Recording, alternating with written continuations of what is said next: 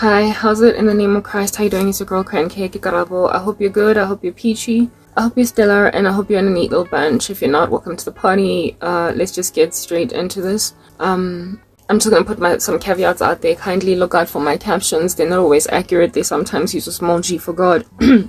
They sometimes misspelled, etc. All that jazz. That's not me. One day, God willing, in the future, I will edit them. Should there be a future, which at this point it just all seems very unlikely, but we'll see. Okay, it's not me. Like all the mistakes, the spelling errors, all that jazz, and also the wrong words being used, that's not me. I don't have time to edit them. I don't have an incentive to at present, because nobody watches my long form content. And then I'm very potentially wearing app makeup every so often. It falls off my face. Just look out for that. It's an app. All right. Okay. Cool. What else? Oh yeah, I have a segment. I just want to get it out the way because I'm under a severity of attack and I just need to get straight to the message. I pinch my cheeks. It's an empathy segment in order to bring out a blush to show that I've got blood in my body and that if you prick me, I will probably bleed, etc. That's the intention, to bring out a blush. If it doesn't come out, like, Papa, tomorrow's another day. Okay, I need to get to the point. Alrighty, so, yeah, alright. Guys, shoot. Alright, okay, so we're living in the last days. Okay, so yeah, alright, let's just get straight into it. Mockery, but it's okay. It's okay. So the work of desperate men, the work of desperate souls. I am scared for myself. If what I'm saying does not happen, I am scared for my life. I am. But I guess there is no need for me to be, right? I don't know how many times I can just read from the Word of God the same stuff over and over again, appearing to achieve no goals. So, like, how do I even begin to address this particular issue? How do I even begin to highlight these issues? You know what, guys, I used to believe, this is what's good. I used to believe that millennials and Gen X's, essentially older men, right? Older people, my generation and up, that they're the disease, that they're the gangrene, that they caused the incendiary behavior of Gen Z's and are actively contributing to the mutiny against Gen Alphas as a result. And the dream that I got last night was of just this circus of Gen Z men, young men who are, guys, you know what, like, listen, in the 21st century, people are exorbitantly experimental with all things perverted. They just test everything. They try everything, and when money lands in the wrong hands, or in irresponsible or immature hands, the disquieting thing about that is that having not been chiseled by maturity, those people with the money will then just be dastardly rude, just incredibly rude. There is no rule in the Bible, okay, about men being older than women in marriages. If anything, there are examples in the scriptures where sons grew up to marry the widows of their late brothers in order that the name might be proliferated. So being young is or younger than a woman is not a sin. It's not a problem in the sight of God. And there are plenty of successful marriages where the guys are younger.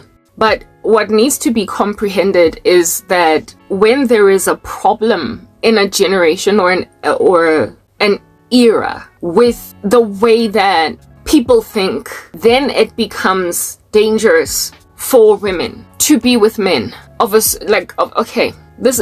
alright, so this is I'm getting to a point. You all know I do that, right? If at all you've been watching me, my content is only gonna get heard at a certain point, guys, and I've been pacing the floor, wondering, what is God showing me? Are we getting raptured? Are we going home? Are we getting married? What's going on? But there is going to be a day or a season, an era, a time that comes when all of a sudden, all of the work that I'm doing, all of it is going to suddenly get consumed because of some act of God that will cause that to happen.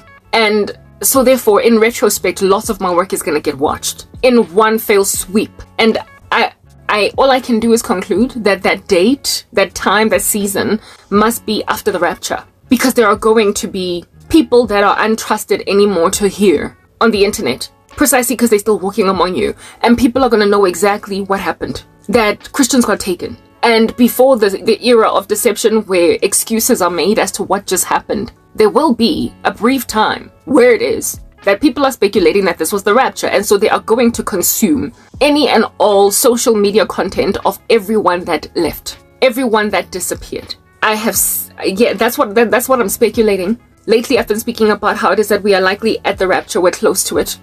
But I also am not sure, because hope deferred makes the heart sick and a longing fulfilled is a tree of life. So with knowledge that my work is going to get consumed at some point, seeing as that's what God has shown me, I come here anyway. And I record these videos and I upload them and I work as hard as I do it. And these days I'm even adding thumbnails and what have you to try and get whatever little audience that will watch me now to join me where I'm going. That those people might be spared from what is coming, and from what I see, it is extremely horrific. All right. All I can do is speculate that that date, that season when all of a sudden my content is getting watched is after the rapture, but it could be just an act of God where he just makes a decision to set me free from the blockages that are sitting on me.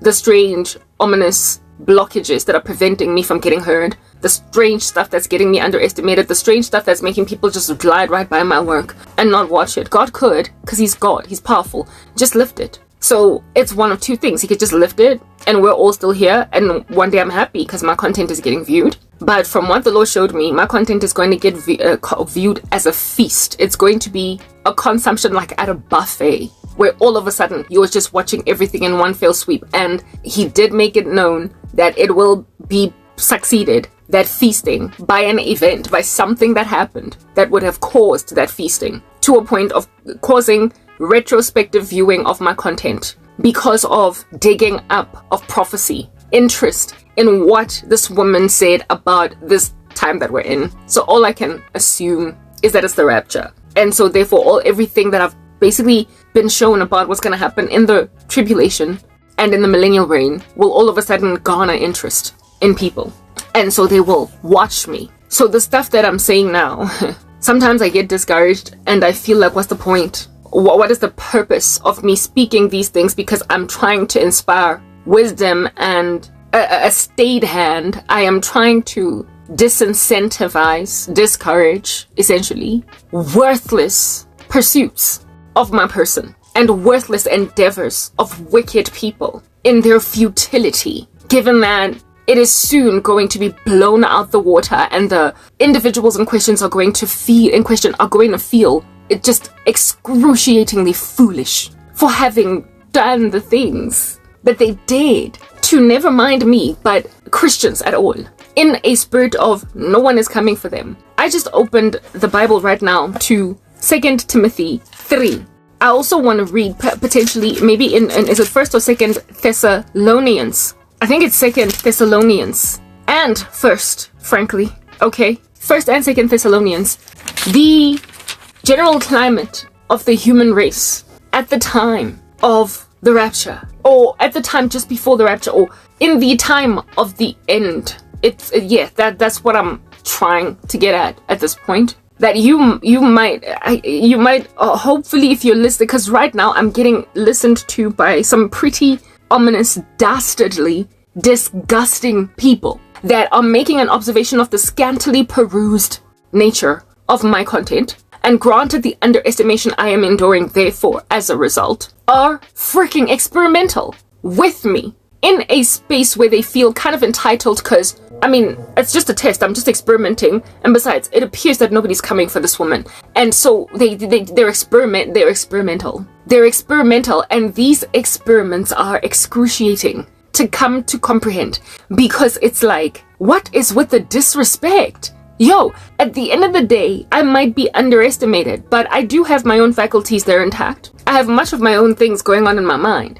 and I have my own standards and everything that I've put aside and said to people, this is who I am. I have never in my life been this vehemently disrespected by freaking experimentation. People just testing stuff to see if ultimately, with all of her sorrow, maybe, just maybe, I should essentially be flattered, frankly. Because it says I must be beautiful, guys. I must be really amazing. I must be wonderful. For people to so desperately experiment on a complete stranger and so feverishly go back to the drawing board despite being told by that stranger time and time again that, ew, stop, you're disgusting. They keep trying because they feel like there's nothing, they feel like there's nothing to lose. And I'm here to help you understand that there is a lot to lose. There is a mighty amount to lose. There is a whole ocean to lose. And if you don't cease these hostilities against my person, you might not even be awarded an opportunity to realize that I was right.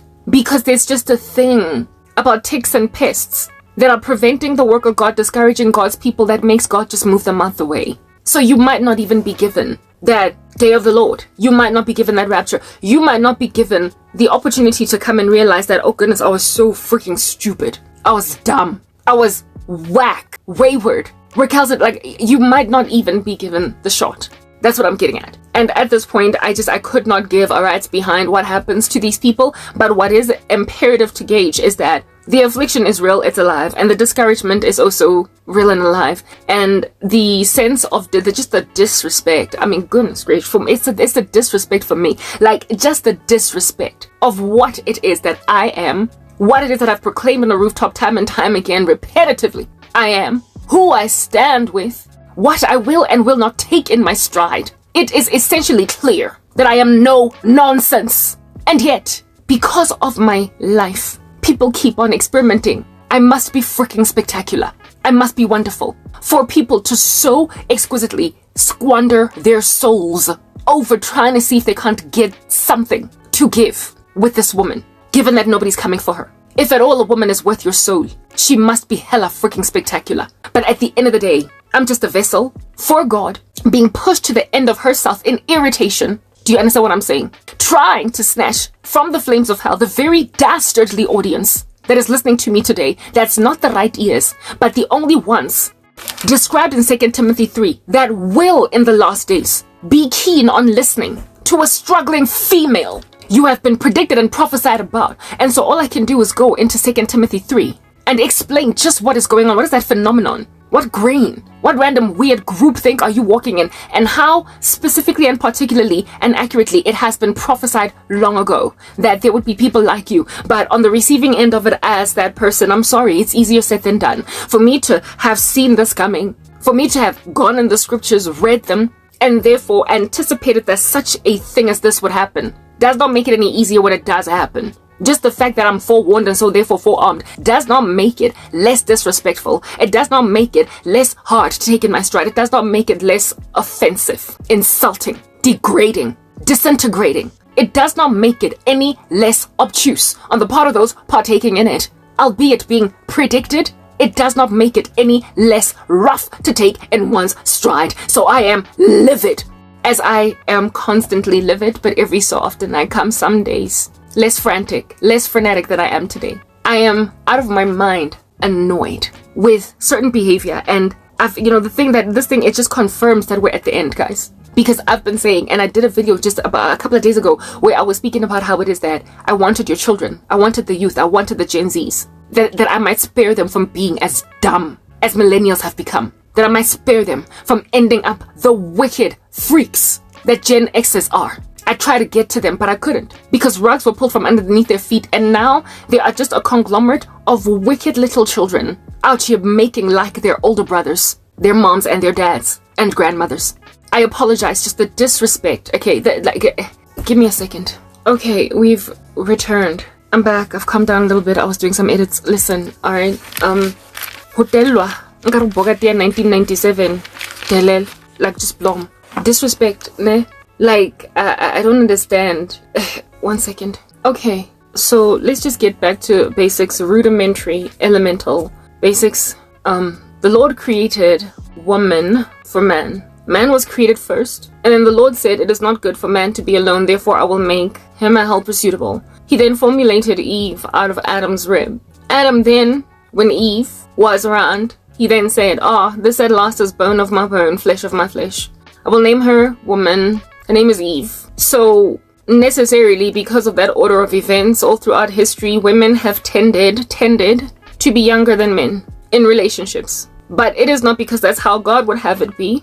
It is because it's something that inherently dwells inside our bones that we understand generally is what makes sense in a relationship. Because when a woman is older than a man, or when she is too much older than him, when they're not peers, in other words, and she's too much older, there is a forgetfulness on the part of both parties, women and men alike, as to their gender roles. It is a problem that is inspired in their bones by the observation of the girth, grander, that is, of the woman when she is older. So it is not a rule in the Bible that we should marry men that are older than us. I have mentioned already earlier that younger men have married their brothers' widows in the Bible to proliferate the lineage. It was part of the traditions, the culture of the Hebrews of old type establishment thing. But you see, men were different back in the day, in that time and in that era. They were raised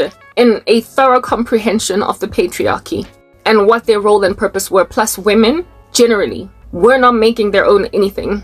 They were catered to, taken care of. So therefore, there was an inherent responsibility in men, even if they were younger, when they married older women, to do that which the Lord God Almighty gave men a job to do concerning women. They are to be providers. They are to be protectors. They are to be the ones that are heading the household. Granted that sons were always awarded authority above daughters in olden days, despite the age of the women, despite the age of the girl children. Granted that men in the village, town, ecosystem, whatever, tended to take on the responsibility of protecting women and children. It was ingrained in them. It was like a birthright. It was like something that they were born to automatically walk in, and it was frowned upon when they didn't.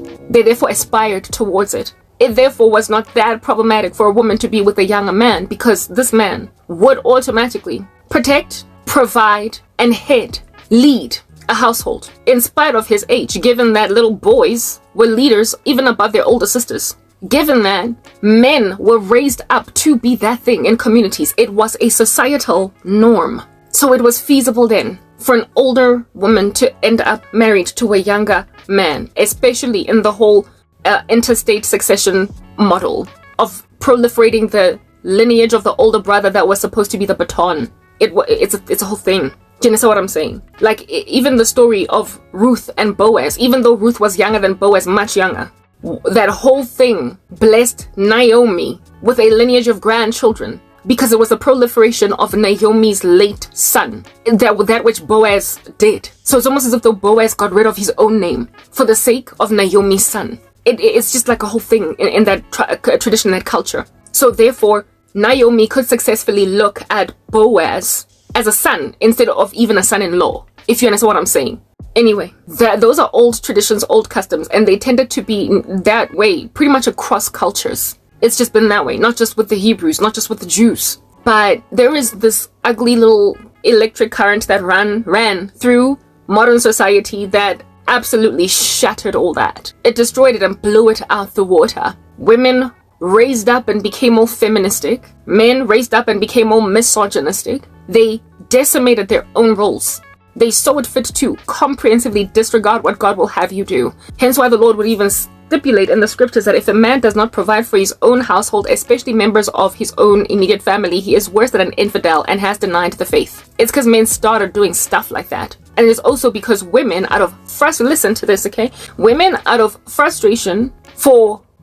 frustration of not being taken care of sufficiently by the men who were supposed to take care of them, started to desire to pretty much make their own, head themselves, take care, nurture their children. Widows, in the scriptures, it is written that this is what makes for good religion. You must take care of widows and orphans, essentially those who don't take care of themselves. The only reason why that would need to even be stipulated, why that would need to be a commandment passed down, is because there was a whole derision, a scorn that fell upon a widow. If she was not young, especially if she was not young and could therefore be married off elsewhere. If a widow was old, there was sometimes like just a comprehensive abandonment of a woman.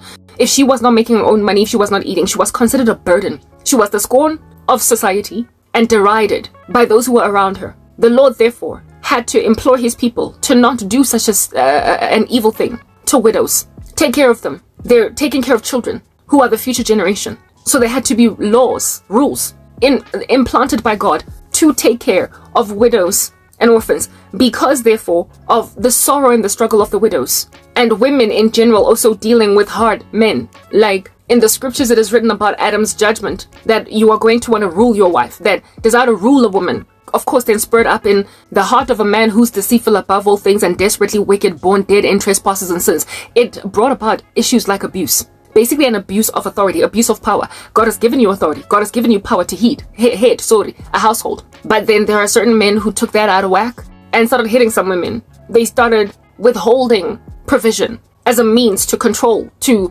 demand, to essentially, in a very totalitarian superpower sense, just lorded over her with an iron fist. It was the judgment. That then, of course, over time, produced great hostility in women, a passive aggression, and an intention to conquer this nonsense. And so over many years, across many societies, a whole bunch of women rose up and said, we want to work, we want to do stuff for ourselves, and we're sick and tired of all of this abuse. And then fast forward to the 21st century, it has produced these androgynous women who are entirely recalcitrant to their roles as women. And it has also produced misogynistic men who still feel entitled to running the show, protecting, serving, and providing, but with an iron fist, and feel now left out of their own role, which is God-given, meaning that therefore they cannot divorce from it. It is like a congenital birth, right? A congenital birth transference, a birth. It's like a genetic. I can't call it an anomaly. It's not an anomaly. It's a good thing. It is a generational birth right. It's who they're supposed to be from God. It is a spiritual award to head, to lead, to provide, to protect. It is a birthright. It is a God-given right that belongs to men. And given that it dwells in that spiritual original nature, given that it comes from so ancient a time, given that it is so rooted in our spiritual genome, whether or not society is trying to change its mind about how things ought to be, bottom line is, this here is a dormant gene that's dwelling inside men that if at all is not fed, if at all it is not stewarded appropriately, if at all it is not given the right amount of nurturing, it will starve. And given that it's not going anywhere, it'll create a little bit of a zombie within itself from that starvation and eat flesh now. It will long and desire by any means necessary with an iron fist that which it has been starved from, even if it contributed to its own loss of clout, even if it was their own behavior that led them to a point of getting women so fed up that they don't want them anymore, that they don't need them anymore. Bottom line is, the spilt milk on the kitchen counter, it will cry over it. And so there will be a manifested passive aggression on the part of a man that is being lorded over by a woman. A man that is being run by a stronger woman that has got a much more girthy, thick lady in the room for a wife that is not as happy to be docile and submissive as the way that the original woman was. Whether or not they are retrained by modern society, hoping to indoctrinate them, whatever dwells in your spiritual genome will always rear its head when it is not fed, when it's not nourished, when it is not cultivated. It will not just die off because it's how God made us. It's how God made us. That's why women are naive, who think that they can do without men, who think that they can do without love romance, who imagine that it is plastic and namby-pamby to be doted over by a man who is chivalrous, opening doors for you. Women who think that they can be androgynous, making like King Kong on top of a mountaintop, bashing their chests because they're these like super females that can conquer some men. Yeah, that's why they just get so parched and like hungry look, dry lips later on in life. That's why they are so unhappy in marriages. That's why they get these cold roommates for husbands that are responding in passive aggression to all of that androgyny in them. It is naive. Ultimately, we default back to that which is our original state, okay? What God made us to be. Helper-suitables as women. Men are to love, protect, care for, nourish the needs of a woman. She was made for him as a helper-suitable, and he has a responsibility to guard that with all of his might. And when he doesn't, the woman is going to feel left out, ice cold, out in the darkness. And when women feel left out in the darkness, icy cold, that's when they start to manifest this bitter, broad, angry black woman problem, where they're angry at everyone, they're mad at everyone, they're gnashing their teeth at everyone, they hate young women, can't stand them, because you're still so bright-eyed and bushy-tailed. You walking around with all of your I'm a little girl, I'm a Barbie girl in a Barbie world. They get that bitter because they're not loved. They might claim to be cool with it, but later on it manifests in that bitter broad, that older lady that just is like frankly insufferable. Can't nobody deal. The root cause is a lack of love from the male, from the patriarchy. It is a lack of love from dad, from grandfather, from husband, from protective men in the community. When women do not get that, they become thunderous. It's written in God's word that an unloved woman who gets married, the earth cannot bear up under her. So when you come to Christ as a woman, you recognize that, especially when you're a woman born in the 21st century like Karabo. Well, no, I was born in the 20th century, but you get my point. I'm living in the 21st now. You realize that whatever it is that society trained you is not good for you. It is a gun to your head. It is suicidal. It is a denial of your core, inherent, basic biological needs. And if you go out of your way to disregard it, honey, at some point you're going to make like a pendulum and revert back. You're going to make like a boomerang and revert back. And you don't want to revert back when you're too old now, when it's too late, when you have comprehensively massacred your position as a female on the earth and what you ought to do, only to realize it wasn't broken, but you try to fix it. You will then try to patchwork it by being that bitter broad that's mean even to young women, because they're still so bright-eyed and bushy-tailed, and they are not as embittered as you are. The only reaction that men can ever slap a woman with who is that androgynous is to be passive-aggressive and withhold love. And since it is written in God's word that from when Eve was passed down in judgment, it was written of her that from now on your desire will be for your husband. So therefore it is inherently built in us. It's a congenital birthright too, or a birth problem, a birth status quo, just a chilling status quo as is. It's an as is event that we're going to want love from men. It's that basic. As a woman, you are just going to want to be loved by men. You are going to want it, and you suppressing it, trying to put it deep down in your subconscious because you think you're a hypnotherapist that can bring up whatever you want to bring up and suppress whatever you want to suppress. Do you, sister girl? But later on, you're going to manifest that bitter broad. Is that basic? Women that deny that in themselves ultimately, like literally get the hives of bitterness later on. The hives of aggression. The sooner you acknowledge who you are in Christ and your basic fundamental gender role, the happier you will likely be in life later on, and the more content you will be, and the better a mother you will be to your daughters. The better a mother you will be to your son. You're not going to be that horrific momster-in-law. Do you understand? That's going to give your daughter-in-law a hard time because you out here breastfeeding your child because your Oedipus's mom out here low-key making a husband out of your own kid. If you want to be a regular, normal human woman that was built in the image of God to do certain things a certain way, that you might not stray from the path of normalness, you will just acknowledge and admit very early on whether or not you're growing up in a feverish, crazy, gangster, hive mentality, ridiculous, essentially just groupthink, Dumbo, 21st century horde of educators of nonsense. Like proper. Irrespective of growing up in that cultural climate of insanity, bottom line is all of y'all as a consolidated human race will ultimately default to your gender role desires, even if you have ignored them in your earlier years. You will want respect as a man. You will want to protect, provide, and serve as a man. You will want to have the back of widows and orphans as a man. You will want to head an ecosystem as a man. Now that you've got a dominatrix wife, it is going to embitter you, just as it will also embitter a female, to have a man then grow all passive-aggressive, disregarding of her, comprehensively ignoring of the unfortunate soul, because I like them coy. Why do you think these dastardly males of the planet every so often leave their older wives who have already sort of kind of worn an androgyny because of the exhaustion and the fatigue that comes with marriage and all that jazz? For younger women, what they're seeking after is that ability to provide, that ability to protect, that ability to head, that young women tend to just be so damselly in a position to embrace in their stride. So the longer you as a female keep yourself needful of a man in a way that he is aware and capable of, the less likely you are going to end up bitter because your husband just refuses to love you. There is a book that I read, my goodness, and I tried to recommend it to a friend some years ago, and she was like, I'm sorry, no, it doesn't work out for me. It's just too, basically she was on that woman power tip, and I'm like, girl, there is no room for that in the kingdom of heaven. The name of the book is Fascinating Womanhood. I would recommend it to anybody. It's just basic principles of how in the world to be as a woman that a man might be maintained in doting over you even as you age. Why then do you think marriages of old lasted as long as they did? Women being loved as long as they were? It's because they were maintained in that fascinating womanhood, given that they were not indoctrinated by a dastardly culture of rubbish ideologies, nonsensical ideas. We are living in an unfortunate era, full of apostate randos, calling themselves Christians, however comprehensively disregarding what the Bible has to say about all such things as these.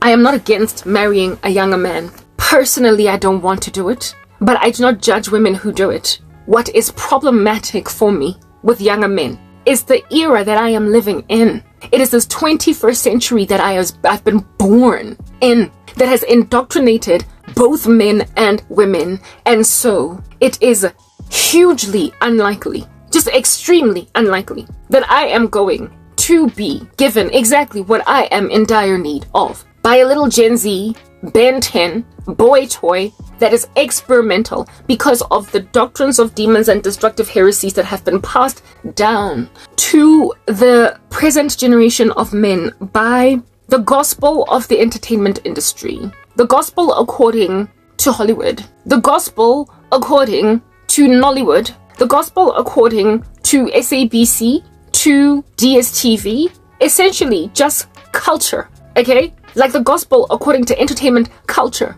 We have been fed down our throats this worthless way of living that is being aspired up to and looked up to.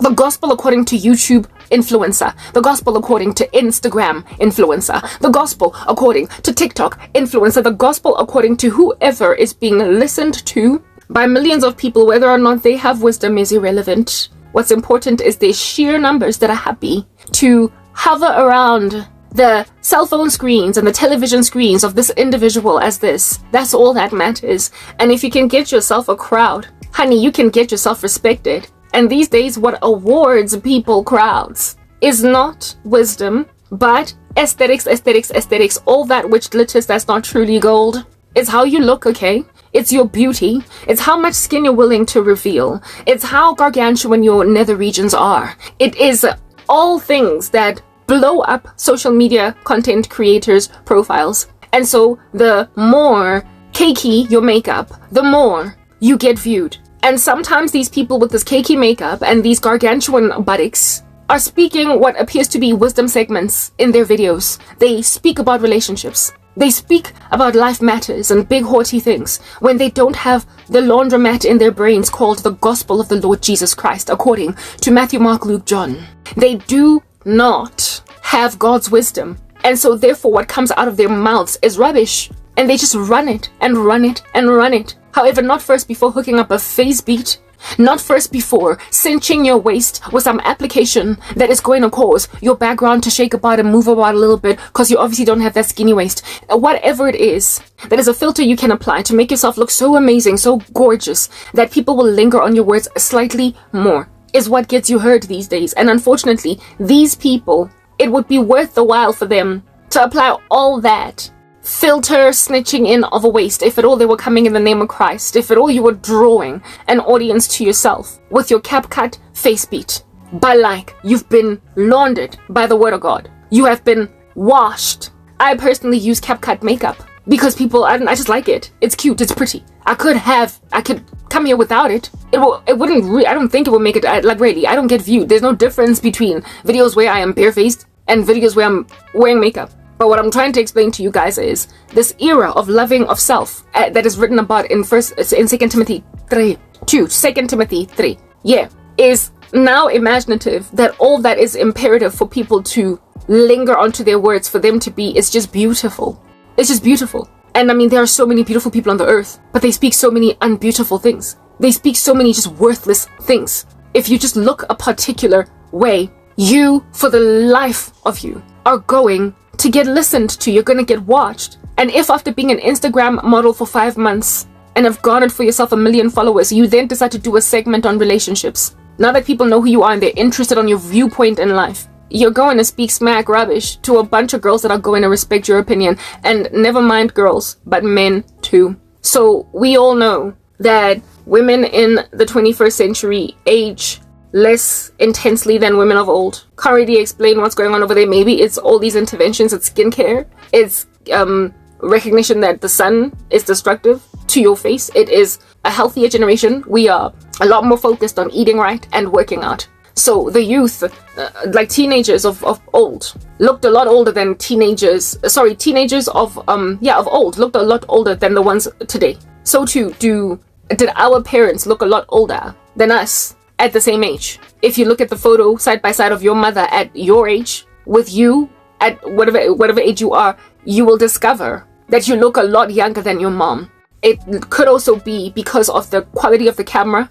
Just by mere virtue of it being older in the generation of your mom, you would perceive her to be older because of the quality of the camera, and the lighting as well therein. But there are also certain things and certain hairstyles that are attached to an older era, an older generation, and so therefore you generally look older when you are wearing that hairstyle. But our skin is not aging as fast, and our bodies are not aging as fast. We are also, like I said, more careful to cater to our weight and eating right and all that jazz. And we are also the most plastic surgery adoring generation of history at all. The moment a person sees one little fine line, they're going to the doctor. The moment they see the smallest little wrinkle, they're getting Botox, they're getting a facelift, they're getting lip injections, they're getting whatever. So the young adults are looking older than they would have back in the day, precisely because of all of these fillers. Look at Kylie Jenner. Do you know what I'm saying? But like, just in terms of the natural progression of aging, in light of sagging skin and all that jazz, it's not happening as fast because of all of these interventions.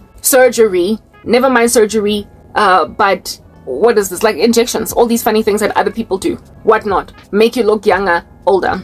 And women are rushing like no man's business to cosmetic surgery, to doctors and what have you, to reverse the signs of aging because of a society that has become increasingly ageistic and disrespectful of women as they get older. But it is also a very licentious society, a very seducing society. It's extremely sensual, this 21st century that we live in. It's pornographic, frankly. More than sensual is even a light-hearted word at this point. It's just pornographic. And the pornographic nature of the world at present has caused a searing of people's consciences concerning that consumption of pornographic content. I'm not speaking triple X site. I'm speaking this whole practically like, rocking up just on social media with your bra and panty, but like you're calling it a bikini, and wearing like thongs at the beach. Stuff like that is pornographic. That's exactly what it is. But it's not viewed as such. It's just considered good old-fashioned I'm at the beach,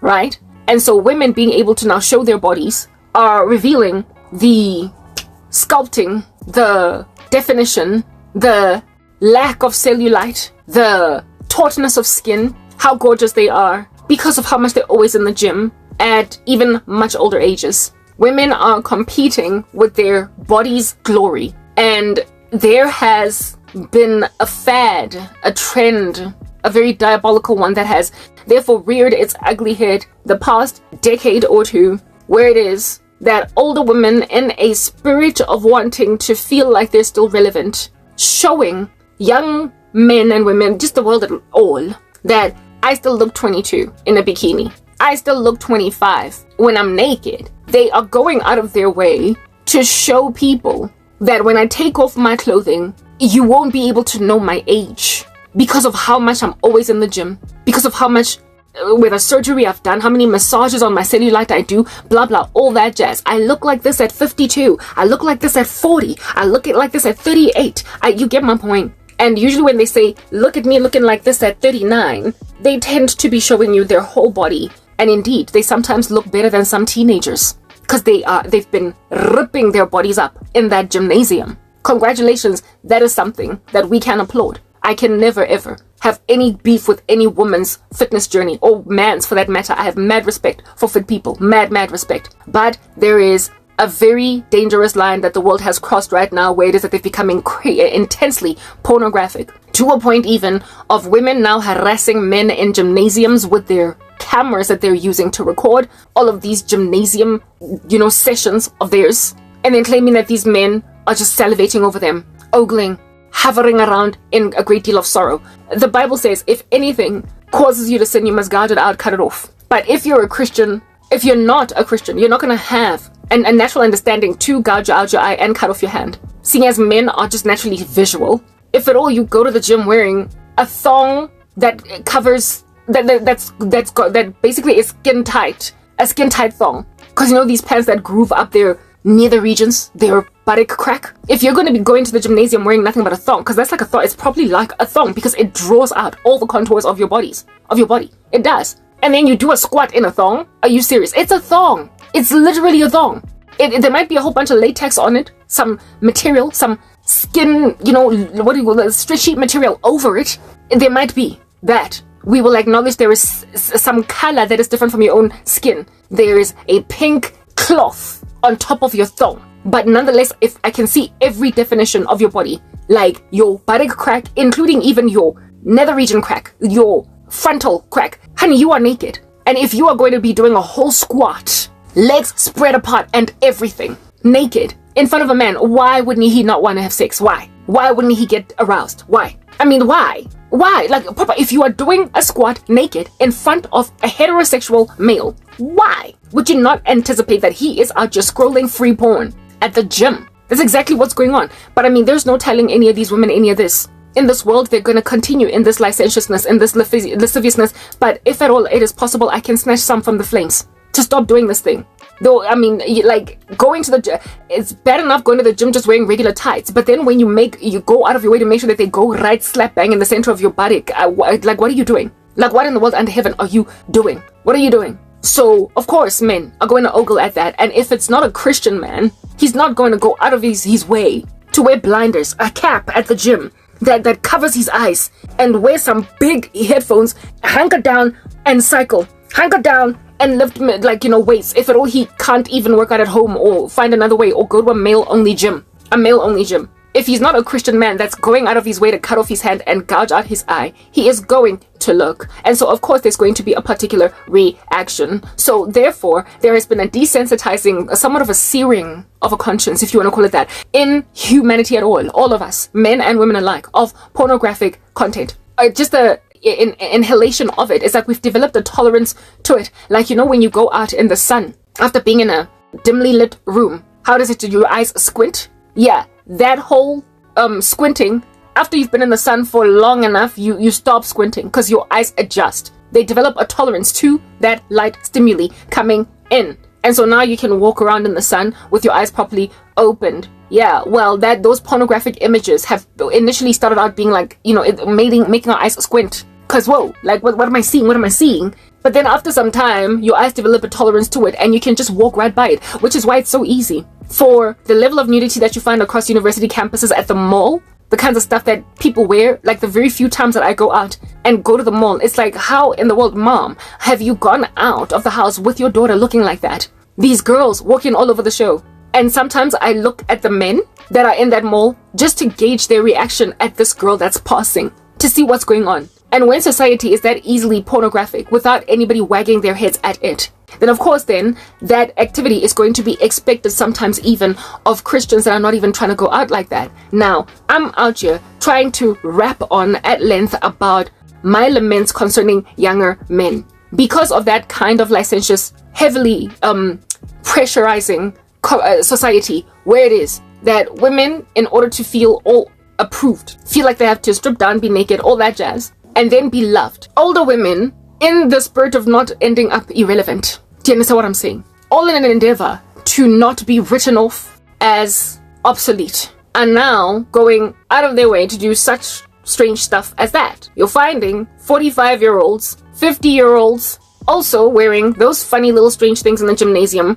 or doing a short on YouTube with their fitness journey. Congratulations, I can never hate anybody's fitness. Showing their fitness and how well they're doing, and all of their thunder thighs and everything being out there as a like 48-year-old woman that is super fit, properly giving like 17-year-old girls a run for their money. But you can see her everything, her absolute everything. And it's all up for everybody to see. You see her pert breasts, that even though she's got 4 kids now, she's not pendulous. Her buttock that is up there just like a teenager's. Her thighs that are up there just like a teenager's. And what have you. And then she's either had a whole bunch of surgery or taken real good care of herself, so she still looks really good for her age. And this woman is obviously now salivating after the attention of anybody that will congratulate her for being so beautiful. Given that, as you get older, you tend to feel disregarded and ignored, frankly, obsolete in the presence of men. When then men, who, of course, if you're doing a squat in a G-string, they're gonna be sexually aroused. When then you go out of your way to do that, you are drawing that attention to yourself. You are saying that I am up for grabs. Even as a 48-year-old woman, look at me, I'm just as sexually attractive as a teenage girl. I am just as sexually attractive as a woman in her early 20s, a woman in her 30s, even though I am 52. And so, who is looking at women at all that are pert, that who is constantly getting stimuli coming into his eyes all day, every day, of young, beautiful women who? It tends to be young, beautiful men. They are always in high schools. They are always in universities. They are always the interns in corporates. And so when they are getting similar visual stimuli to that which is just like the visual stimuli that they get daily at school, but this visual stimuli is obviously so much clearly a lot more, what is the word that I'm looking for? A lot less, yes, rather. Let's say it is a lot less iffy.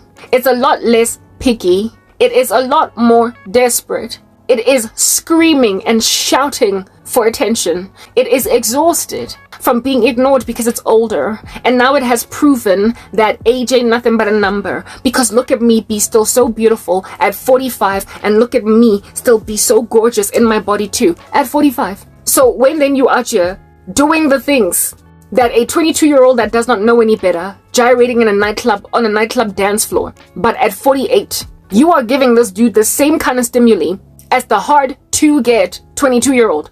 That after doing that strange stuff on the nightclub floor, after twirling around like licorice on a stripper pole in the club, she is going to get flooded to by like 20 dudes in the club trying to holler at her, and she's got all those 20 options. She's got all of those 20 options. Do you understand? Now, when you give this dude the same stimuli as this 22-year-old guy, but like you have got 5 guys or 4 or 3 flooding at you, this man imagines himself as one that's got a better chance with you than with a 22-year-old. They're harder to get. The 25-year-olds are harder to get. The 30-year-olds are harder to get than the 45-year-olds. So when you are going out of your way to display all of your bourgeoisie in front of some younger kids, yeah, that's what's good. They are going to imagine that this here is a quick win. But just like with the 22-year-old girl on the nightclub floor, the dude is not already trying to get married, is he? He's just trying to see if he can't date the fly chick that's causing all the guys to go crazy. That's how men, when they're still young, think. Before they are solidly determined for marriage. The thing that motivates or inspires them to date tends to be, she's beautiful and every guy wants her, and if I get her, I win. I have conquered. I have achieved some feat. So when you're busy acting like a 22-year-old at 45 and you're single and you are hoping to get married, of course you are going to be salivated after, sometimes even by young men who keep getting these stimuli coming into their eyes everywhere they go, at school, everywhere they go, at work, everywhere they go on campus. And now here's a 45-year-old woman that looks pretty much like Sandra, the 25-year-old. I can hit that much faster than I can ever hit Sandra. Because Sandra's going to give me grief. Like, she's going to tell me Jabu and Tom and Jimmy and George all want me. So really, frankly, you are like number 4 on this list. Number 4. I'll see. I'll think about it. But the older woman is going to be what? Flattered. Flattered. To be gazed upon by a 28-year-old dude. Out here trying to get her number. Calling her sexy and all different kinds of weird stuff. Yeah. She is going to feel flattered. More even than Sandra ever can. I can speak to my own experiences when I was younger. Getting hollered at by dudes was annoying. It was irritating. It was the kind of stuff that would make you roll your eyes on some, oh, no, I don't want you, don't you see? You passed them so much shade. You felt irritated and annoyed. When they came to you, you rolled your eyes, you squinted. You felt like fainting. You were just bored. But over the years, especially in my squalor and my sorrow and my solitude, I've been isolated and broken off from the world at large. I am finding, therefore, that I am more attracted to men than I used to be when I was a kid. When I was younger, they were all just kind of, baza, no, don't touch me. But now, they're starting to look better. They're starting to look appropriate. I don't know, it's like age makes you suddenly appreciate that which when you were younger, you looked at on some, yeah. When you get older, men start to look better that you would not have even looked at when you were 25. It's a total thing. The other day here, there was, I told you guys about the bandits that tried to steal some stuff from my mom's car, and there was like another robbery in the complex somewhere. Yeah, the ADT men came. Is it ADT? Like, basically neighborhood patrol. Yeah, they came.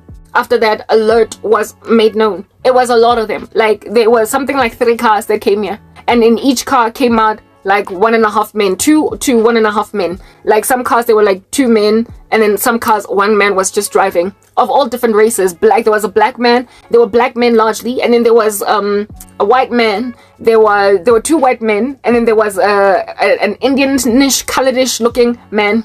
And when they were here asking questions as to what was going on, I remember just feeling like, oh my goodness, like I was so overwhelmed. All I could think, like, Papa, what was going on in my mind was, and I'm not joking right now, it's raining men. Hallelujah.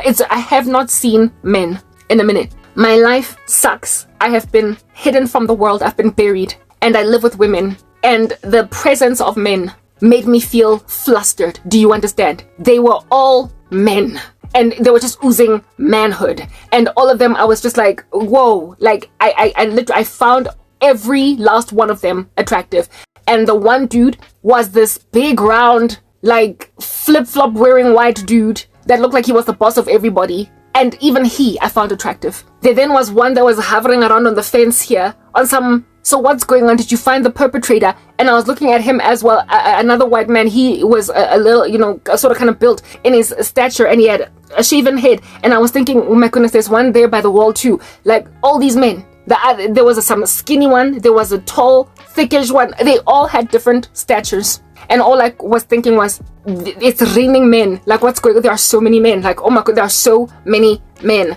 I promise you, prior to me losing everything and being entered into this obscurity, all of those men I would not have looked at even once. They're not the kinds of men that I would naturally be attracted to. But I was attracted to literally every last one of them, to a point of feeling flustered. That they were everywhere. It's like it was raining men. Hallelujah. That's what happens with, well, in my case, I'm traumatized, okay? I've been hidden for 10 years. But in the case of an aging woman, and a woman that's getting older, she will find not every, but a lot of men, a lot more men attractive than when she was younger, and in and of herself, that much more viable. That's just biology. That's just human psychology. It's the way that we are. We tend to appreciate things a lot more when we get older because we recognize that we took them for granted when we were younger. So everybody just looks a lot better over time. That is something that if you are wise, you will look out for. You will watch out for it, because you can't just run with anything. Frankly, even this like rando from America, I never would have dated him back in the day. If at all I was not found in this situation, in the squalor, if I was not robbed of affection, I would not have even looked at him twice. He was not the kind of man that I would look at. I was not attracted to him. Not like that. And yet somehow I found myself being his fiance for all of 5 seconds. He was oozing testosterone, and that was all that I was running with. I guess that's the epidemic that you find in boarding schools, where it is that girls there become little harlots sometimes when they meet with boys on the weekends, because they're always just seeing other girls around. It's just ideal to put children in a co-education school where it is that they're with boys and girls in one school sitting, so they don't develop a salivating urge or need or thirst or desire for male company. It is not good for men to be alone. You cannot therefore just leave Adam with Adam for too long. There must be Eve that comes in the room. Otherwise, it's just going to cause a grander drive or a grander thirst in Adam for Eve, to a point of promiscuity. A sexual proclivity will incline in him when then he's in the presence of Eves. That's why soldiers sleep with so many prostitutes when they're at war. It's because they just have not been seeing women this whole entire time. It's ideal for a homogeneous society that is, heterogeneous, with people in it walking up and down these streets, to always be in contact with each other, that people's lust might be brittled. However, even that brittling of lust that comes as a result of searing your own conscience from seeing enough naked girls on campus, or practically naked girls on campus, has also caused people who are used to seeing these images to feel entitled to anybody else that they feel attracted to, who similarly looks like these women. So there is an epidemic, therefore, in 2024 and counting, of young men essentially fetishizing older women. there is, and the reason why they even go out of the way to fetishize us is because there are so many older women working tooth and nail to attract young men. There are so many women my age, my peers, give or take younger by a couple of years, give or take older by a couple of years, that are literally going out of their way to draw to themselves the attention of younger men. And these women are also exhausted with older men because of all the things that come with men when they get older. They become slightly more perverted. They become less rational, reasonable with us as we get older, less appreciating of us. Yet younger guys tend to be less misogynistic. They tend to be less chauvinistic. They have not yet been hardened by culture and time. And so for those reasons, they're also a lot easier on the soul. They are easier to talk to. They are not as pompous, as arrogant. They have not yet arrived as much as older men have. And so the humility that tends to dwell in younger men as well is attractive to older women. Therefore, there is literally an epidemic now, therefore, in 2024 and counting, of all of these young all of these young males all over the show, dating older women. It's everywhere. Like I said, the gospel according to Hollywood. It is an epidemic. It is problematic. Women that used to be models in their youth are out here essentially giving clout to Gen Z boys on some, he's age appropriate. He has, what is this? He's over 18. He's over 21. And that's all that matters. Yo. What in the world? And these over 21 Gen Zs are being passed up, given a whole bunch of shade by Gen Z girls, by girls in high school, by girls in university, and by girls just starting out internships in corporate. They're passing them shade because they're still in the glory of their youth. They still have options of 20,000 guys in the club trying to holler at them. And they are now experimenting with lookalikes of these women, but who have aged. So basically, the model that you would never have gotten her back when she was a 25-year-old model. You wouldn't have touched her. She wouldn't have looked at you. But she is a 45-year-old that still looks like a 25-year-old model. But now, just because of her age, everybody's ignoring her. And so he's like, ooh, I'm gonna go and date Naomi Campbell. I'm gonna go and date Giselle Bundchen. I'm gonna go and date Eva Evangelista. You get my point? Like, I'm gonna go and date a woman that was a supermodel in the 80s and say, hey guys, remember that chick Twiggy? Yeah, she's my girl now. What in the world? That is an epidemic in the 21st century, where younger men are actively now seeking out, instead of them now being lured by older women, but they're seeking out what they call MILFs. Thank you.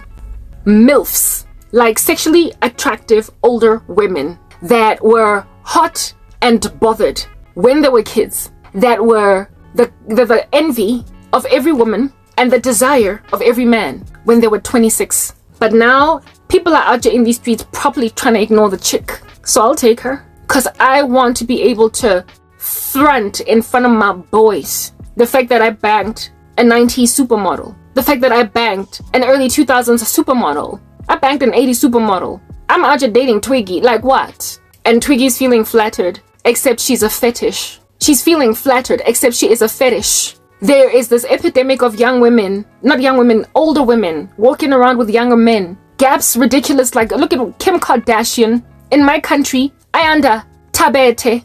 Like, guys, Megan Good after divorce. Like, yo, some of the like hottest, baddest chicks in the game that are still beautiful, still violently gorgeous today, out here allowing themselves to be defunded, derailed essentially in their clout by being with younger men, because the woman is the one whose reputation gets destroyed in this regard. It's always the woman. The man is the one that gets clout, and the woman is the one that looks like a desperate bit abroad. And the guy never lasts. He never lingers with the older woman. Uzoto Abantwana is another one in South Africa. Out here roaming around with some Gen Z babies.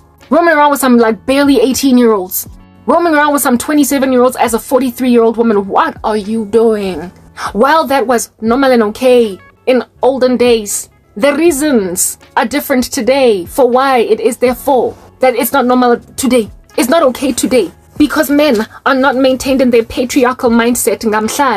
They are not who it is that they used to be back in the day. So a younger man taking on an older woman is no longer as innocuous as it used to be. It's no longer water under the bridge. Nothing much, really. And then later on, okay, they're still married. Now it's a fetish. Now it is a cultural epidemic. It's a fad, a today thing, a trend where younger men are just in increasing measure bringing around older women on their armpits. Guys, like, you know what? Like, of course, as in Ishman. Like, listen, okay. I'm born again. Like, I can't, like, guys. I'm saved. There was never ever gonna be a day in heaven or in hell in my redemption when I would ever allow myself to experiment net Gen Z. I already did a video explaining at length why this is problematic, especially in the 21st century. I don't have an issue with a guy that's like a year, 2, 3 years younger. Even then, it's a stretch. For me, I prefer him older at all. But I can take women in my stride who are dating or married to guys perhaps maximum 5 years younger. Because then you're still in the same age group. You're still the same generation, for crying out loud. But once a person skips over a generation, it's like, yo, what are you doing? You know, like, first of all, it's evident that men mature slower than women. And secondly, the reasons why this thing is done in the 21st century are wholeheartedly unwholesome and ungodly. They have nothing to do with a man trying to come into the life of a woman and love her the way that Christ has loved the church. Serve her needs, cater to her, protect, provide, and lead. It is highly unlikely in the 21st century that a 26-year-old dude would try and get with a 40-year-old woman because he is trying to love her as Christ loved the church, lead her in the admonition of the Lord that she might grow from strength to strength, provide for her, and protect. It is highly unlikely. What's rather going on in this 21st century is that this dude is salivating, fetishistic, grabbing a napkin, putting it in his shirt, and rubbing his hands together because he's about to go and feast on an experienced woman. It is an abomination. Let's move to the next part.